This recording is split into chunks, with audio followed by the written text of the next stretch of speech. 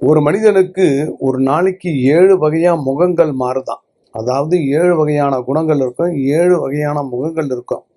காலையில் எந்திரிச்ச உடனே ஒரு மைண்டில் இருப்பாங்க, சாப்பிட்டு முடிச்ச உடனே ஒரு மைண்டில் இருப்பாங்க, மதியம் ஒரு மைண்டில் இருப்பாங்க, சாயங்காலம் ஒரு மைண்டில் இருப்பாங்க, நைட்டு ஒரு மைண்டில் இருப்பாங்க. 7 வகையான குணாதிசயங்கள் ஆணுக்கும் பெண்ணுக்கும் உண்டாம். டக்குன்னு ஒரு முடிவு எடுத்தாங்கன்னா அதில் ஸ்டடியாக இருக்க மாட்டாங்களாம், மாறிக்கிட்டே இருப்பாங்களாம், குழப்பமா.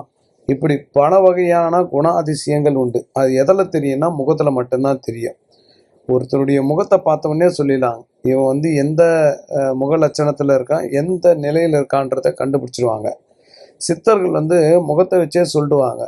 ஒரு கண்ணை பார்த்தோன்னே யார் சொல்கிறாங்கன்னா, ஏன் தூங்கலையா அப்படின்றாங்க, என்னப்பா கண்ணு சவுந்துக்குதுன்றாங்க.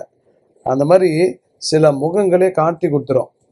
ஒரு முகத்தை பார்த்தோன்னே சொல்கிறாங்க, என்னப்பா டல்லாக இருக்கிற, என்னப்பா தூங்கலையா, என்னப்பா ஆச்சு, என்ன ஒரு மாதிரியாகிற அப்படின்னு கேட்பாங்க.